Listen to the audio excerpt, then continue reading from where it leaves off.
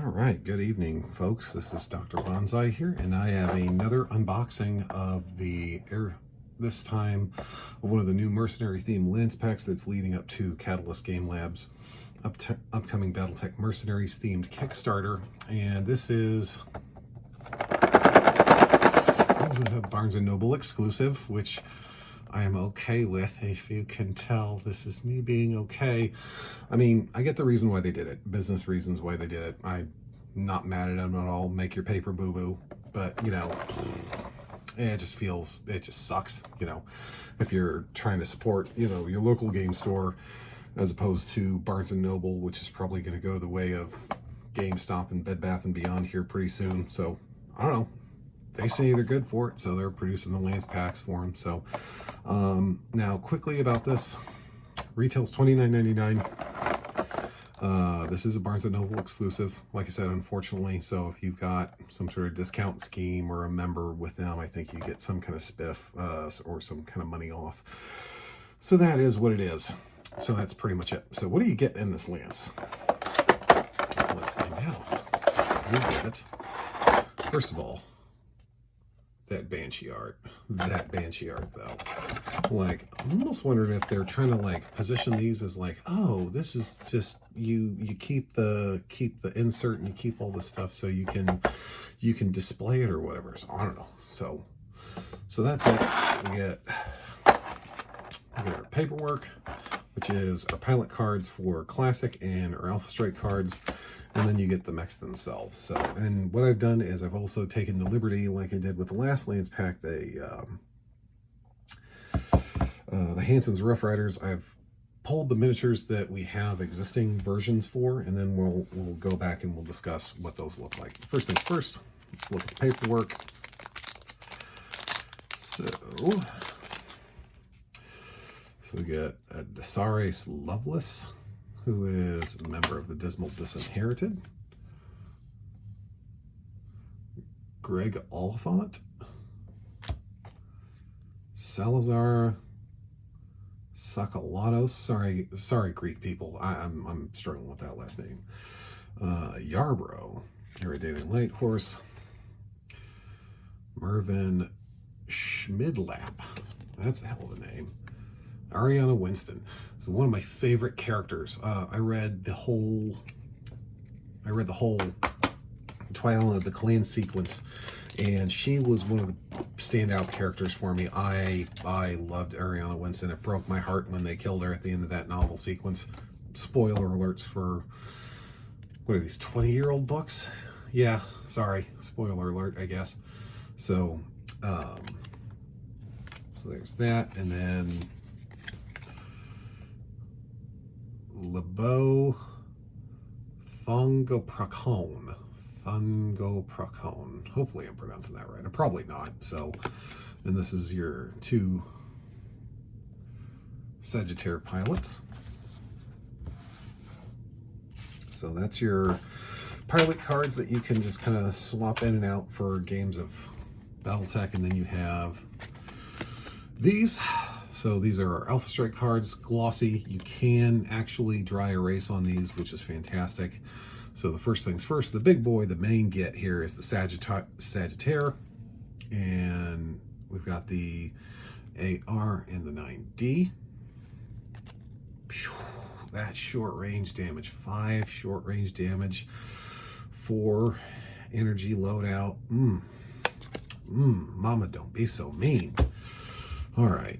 And then we have the Banshee 3S, which I love. I love the little jester's hat and how this is. Oh, it's not an original 3E. Oh, well. So this is a 3S and the 12S. And the 12S is a Dark Age Republic era version. And you have the Cyclops, you have the 11A, and then you have the Cyclops C, which is, again, Dark Age Ilclan. And I think we're going to start seeing that going forward. Normally, when you look at an Alpha Strike card for a particular miniature box set, it's, kind of the well-known primary variant on the front, and then you either have a secondary in-era variant, or you have like the next era ahead. So, for example, you would have like the normal Thunderbolt, and then on the back of the card it would be the, you know, it would probably be this, which is also a Succession Wars era Thunderbolt, which is fine. And then you have, but on this one you have this one, which is pretty much good through all eras, and then you have the Thunderbolt C2, which is again kind of very firmly, you know, clan tech. So that's your cards. Now, for the moment you've all been waiting for, we've got our 2 miniatures here. So this one here is the Cyclops from the Lance pack. So as you can see, it's very well molded, looks very sharp compared to previous efforts. And then you have this one, and it looks like the cannons are different because this Cyclops has a Gauss rifle. I believe it has a Gauss rifle. Everything else is pretty much the same, but they basically do like a 1-to-1 swap for weaponry. Feel free to correct me if I'm wrong. My Cyclops foo is weak, just as my Atlas foo is also weak. So we've got that, and then we have the Banshee. And then, as we can see, this is the one from the Lance pack, which is basically a much more straightforward, he's rolling up on you, and he's going to give you the good news. So, and then you have this one from the actual Kickstarter.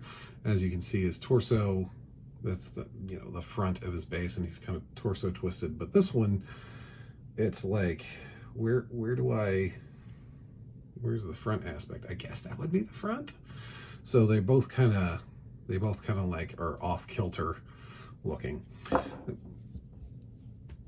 You know, impotent nerd rage. Why is it impotent nerd rage? Because it's impotent, and it's coming from me, who's a nerd. They should have made this a Banshee 3S. So the Banshee 3S, it's the AC5 pop gun, the PPC, and a small laser in the head. That's it.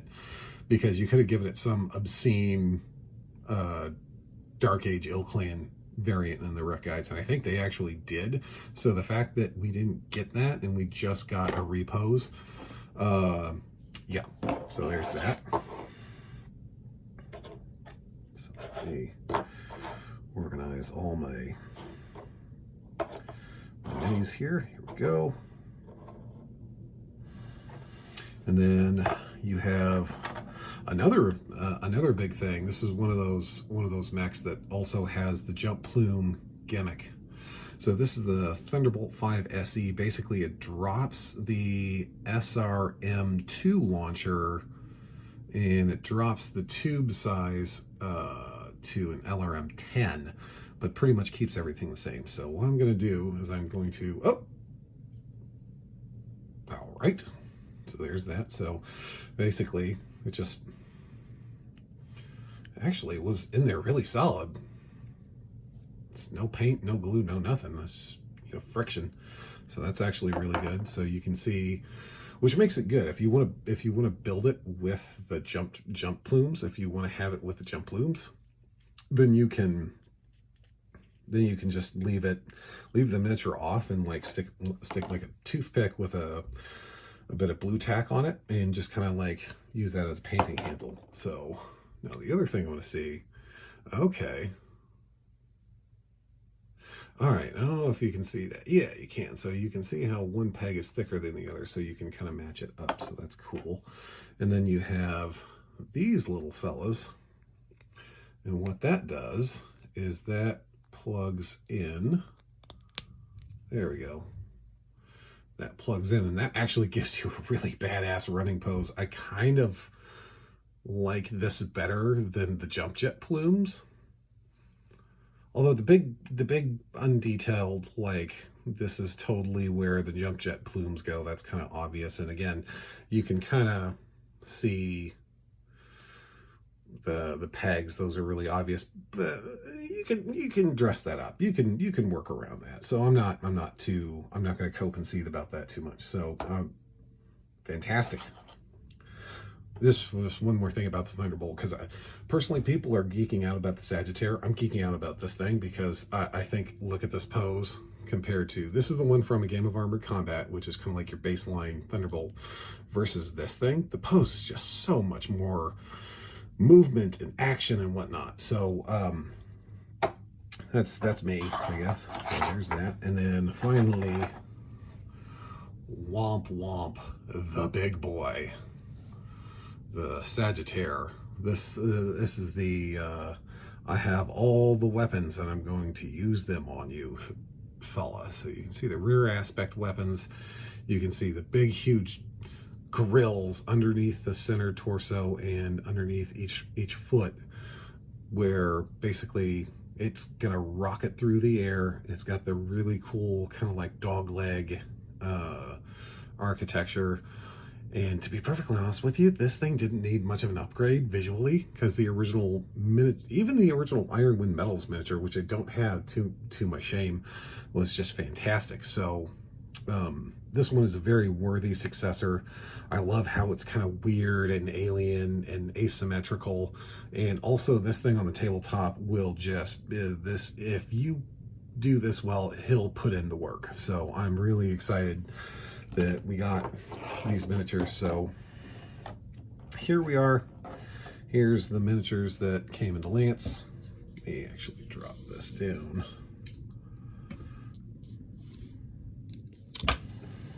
And then so these are the miniatures that you get in the Lance pack with the jump jet plumes here. Let me try to center these guys a little bit better. There we go. So jump jet plumes, which fit fantastic right out of the box, really thick connection points. And for comparison, Game of Armored Combat Thunderbolt, Game of Armored Combat, or this is the Lance pack Banshee, and then the Lance pack Cyclops. That's what that's called. So overall, do you get it? I guess that's the big question, and that boils down to a value proposition for you as the player and how much exactly you like these particular mechs that you enjoy. The Eridani Light Horse, if you're a Light Horse fanboy, this is a no-brainer. You know, that's fine. And it's weird that BattleTech is getting to this point where they could just do stuff like this that's relatively extravagant, where we can make Lance boxes themed around precisely, you know, one unit. That's kind of an interesting dynamic that they're starting to hit home on. So I hope that this is going to pay off for them in the long term, and I hope that the leveraging the exclusive relationship with Barnes & Noble, again, if something happens with Barnes & Noble, I have no insider information. I'm just speculating because, you know, digital has just been killing every part of our childhood piece by piece. Whether they're going to be around in a couple of years or even a year. So I don't know. We'll find out. But so far, so good. Thank you guys for watching the video. I really appreciate it. Thank you for coming by the Facebook page and supporting the Facebook page. Now, the exclusivity window on these miniatures is 6 months. So February, March, April, May, June, July, August. So August, September, we should see these miniatures hit retail, either your FLGS or my favorite purveyor of miniatures, Aries Games Miniatures. Really fantastic. They not only carry Catalyst stuff, they carry in BattleTech stuff from Iron Winds, Army Painter, Pokemon, Renegade. They do the Transformers and the G.I. Joe stuff. Fighting Piranha Graphics, Feld Hair Cases, Talon Games.